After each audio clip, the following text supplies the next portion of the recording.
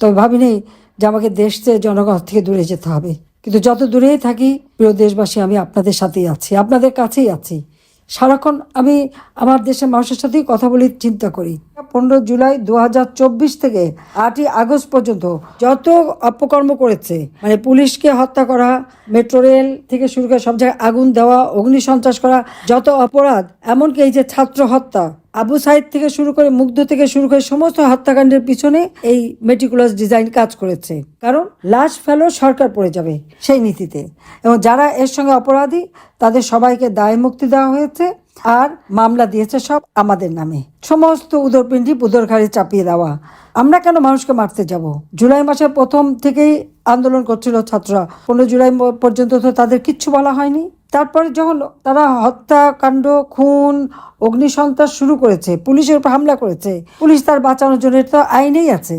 আপনারা একটু খেয়াল করে দেখেন, ডক্টর মোহাম্মদ ইউনূসের এক পুলিশ আইজিপি সে বলে দিয়েছে, পুলিশ কমিশনার বলে দিয়েছে, সবাই বলে দিয়েছে যে যদি কেউ অগ্নিসন্ত্রাস করে, মানুষ খুন করে বা কিছু করে, তাহলে পুলিশ গুলি চালাতে পারে, যা খুশি করতে পারে। পুলিশকে সেই আইনে সেই সুযোগটা দেয়া হয়েছে। তাই যদি হয়, তাহলে আজকে পুলিশের বিরুদ্ধে মামলা, আমাদের বিরুদ্ধে মামলা, পুলিশ কেন বাধা দিল সে মামলা হবে কেন?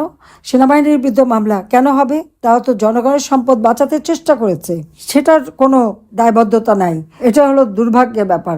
আসলে আমরা যদি দেশের অবস্থা এখন দেখি, প্রকৃতপক্ষে দেখবেন দুর্ভিক্ষ অবস্থা বিরাজ করছে, কিন্তু সেটা দেখার কেউ নেই। এটা হচ্ছে সব থেকে কষ্টকর।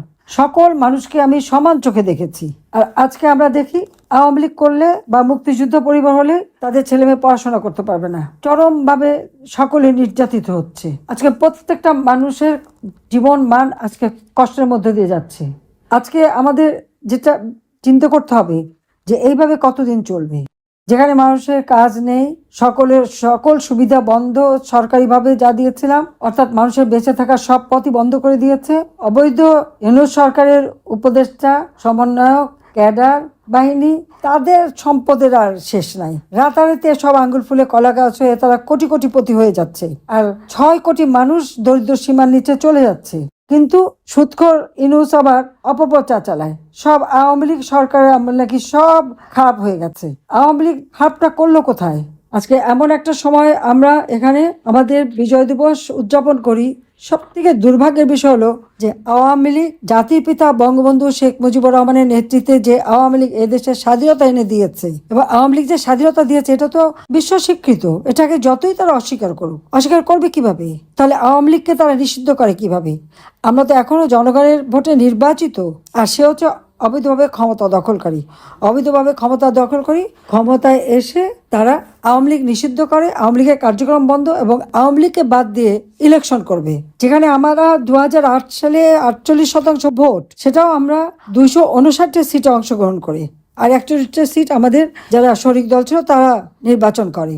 অর্থাৎ প্রায় 50% ভোটার আজকে ভোট দিতে পারবে না, কারণ আওয়ামী লীগ করে দেখে তাদের ভোট দেওয়ার অধিকার নাই, নির্বাচন করার অধিকার নাই। তাহলে এটা কোন ধরনের গণতন্ত্র দিচ্ছে? এটা কোন ধরনের ন্যায় বিচার? কোথায় আইনের শাসন? ছাত্র নামধারীদের হাতে লাঠি, সোটা, অস্ত্র, রামদা, ক্রিজ দিয়ে চিফ জাস্টিসকে পদত্যাগ করতে বাধ্য করা হয়। একে একে chief justice, public service commission, নির্বাচন কমিশন সবই তো এই অস্ত্র দিয়ে আর ভয় দেখিয়ে মপ করে তাদেরকে পদত্যাগ করিয়ে সব জায়গায় দলীয়করণ। প্রত্যেকটা বিশ্ববিদ্যালয়ের শিক্ষকদের লাঞ্ছিত করা হচ্ছে, শিক্ষকদের অপমান করা হচ্ছে। তারা তো শিক্ষক, তাদেরকে এই ছাত্ররা যখন অপমান করে তাদের বিরুদ্ধে কোনো ব্যবস্থা নেওয়া হয় না। যখন প্রকাশ্য দিবলোকে এক একটা মানুষকে কুপিয়ে কুপিয়ে হত্যা করে, যাকে হত্যা করে সেই জন্য দোষী। গোপালগঞ্জে সেখানে রীতিমতো গণহত্যা চালিয়েছে, 16,000 মানুষের বিরুদ্ধে মামলা দিয়ে বসে আছে। সারা বাংলাদেশে আওয়ামী লীগের প্রায় 5-6 লাখ নেতা কর্মীর বিরুদ্ধে মামলা। এই মামলা দেওয়াতে ইউনূস সাহেব অবশ্য একটা রেকর্ড করে ফেলেছেন, এটা ঠিক, কিন্তু বিচার নাই, ন্যায় বিচার নাই। আপনারা দেখবেন আজকে আমাদেরকে শাস্তি দিয়েছে। হত্যা করলো ডক্টর মোহাম্মদ ইউনূস তার মেটিকুলাস ডিজাইনের মাধ্যমে 7.62 বুলেটের দ্বারা, আর মামলা দিচ্ছে আমাদের বিরুদ্ধে, শাস্তি আমরা পাচ্ছি। এবং আমি আর রেহানা, আমাদের 5টা বাচ্চাও রেহাই পাচ্ছে না। আমি দেশবাসীর কাছেই সেটা বিচার চাই। আমাদের প্রত্যেকটা নেতা কর্মী তাদের ঘর বাড়ি সব জ্বালিয়ে দিয়েছে। আপনারা জানেন তারা যে লাশ ফেলেছে এটা তো পরিষ্কার কথা। যেমন তার মাস্টার মাইন্ড মাহফুজ আলমকে ইউনূস পরিচয় করিয়ে দেয়, সেই নাকি সব পরিকল্পনা করে আওয়ামী লীগকে ক্ষমতা থেকে হটিয়েছে। আর লাশ ফেলো, সরকার পড়ে যাবে, তারপর হলো শেখ হাসিনা রেহানাকে হত্যা করো, সব ঝঞ্ঝাট মিটে যাবে। আমরা অপরাধটা কি করেছি? জনগণের কল্যাণে কাজ করেছি, জনগণের মঙ্গলের জন্য কাজ করেছি। ইউনূসের মতো তো পয়সা বানায়নি। 6,000 টাকা বেতনের চাকরি করতো, 5,000 কোটি টাকা তার এখন ফিক্সড ডিপোজিট। 38টা কোম্পানিতে ট্যাক্স দেয় নাই, সব প্রত্যেকটা কোম্পানির মালিক কিন্তু ইউনূস নিজে। এবং তার এত টাকা কোত্থেকে আসে? সেই প্রশ্নটা সকলের, যে এই যে শুধু বাংলাদেশে তার এত টাকা, তো বিদেশে কত আছে? কাজে আজকে দেশবাসীকে রুখে দাঁড়াতে হবে, এই অন্যায় অবিচারের হাত থেকে দেশবাসীকে উদ্ধার করতে হবে।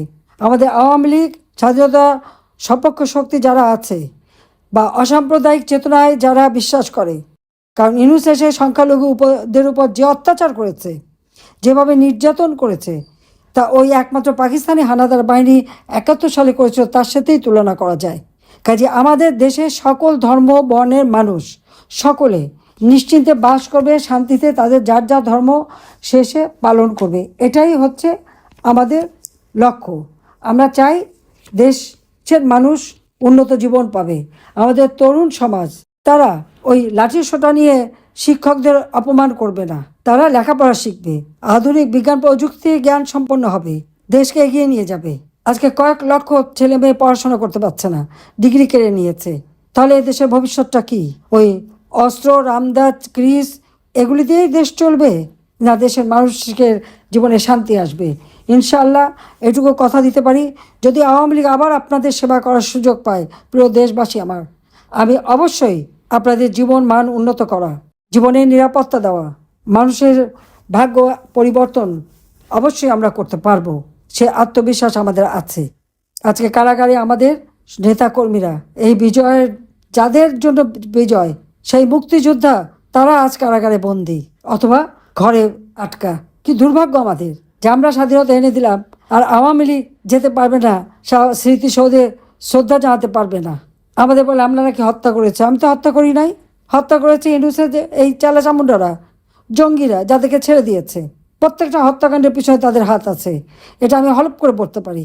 এবং যদি কখনো এই মামলা সব তাদের যত রকমের এভিডেন্স আছে সবগুলি একসাথে বের করা হয়, তাহলে দেখা যাবে কারা এর জন্য দায়ী।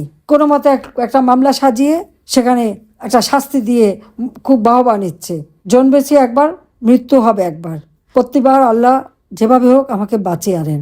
তবে ভাবিনি যে আমাকে দেশ থেকে জনগণ থেকে দূরে যেতে হবে, কিন্তু সেটাও হয়তো কোনো একটা চক্রান্ত ছিল, কিন্তু এটা আমাদের হয়তো ভাগ্যের লিখন। কিন্তু যত দূরেই থাকি, প্রিয় দেশবাসী, আমি আপনাদের সাথেই আছি, আপনাদের কাছেই আছি। সারাক্ষণ আমি আমার দেশের মানুষের সাথেই কথা বলি, চিন্তা করি, এবং আমি ভবিষ্যতে কি করব সেই চিন্তাও এখন করে রাখছি। গৃহহীন মানুষদের ঘর দেওয়া, যত নির্যাতিত পরিবার, যাদের ঘর বাড়ি ব্যবসা প্রতিষ্ঠান ধ্বংস করেছে, তাদের জীবন মান আবার উন্নত করা, সব কিছু যেন ফিরে পান সে ব্যবস্থা করাবে। যে সমস্ত ছাত্রছাত্রীরা শিক্ষা গ্রহণ করতে পারছে না, তারা যাতে আবার শিক্ষা গ্রহণ করতে পারে।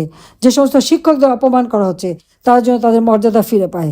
চাকরিহারা, সরকারি বেসরকারি অথবা পুলিশ বা প্রশাসন যারা, তারা যেন আবার স্ব জায়গায় স্ব চাকরি ফেরত পায় এবং সম্মান ফেরত পায়। এই মিথ্যা মামলা দিয়ে যাতে হয়রানি করা হচ্ছে, ন্যায় বিচার যাতে তারা পায়, সব ব্যবস্থা ইনশাল্লাহ আমরা করব, এ বিশ্বাস আমাদের আছে। এই সমস্ত অত্যাচারী নির্যাতন করে বাংলার মানুষকে দাবায় রাখতে পারবে না।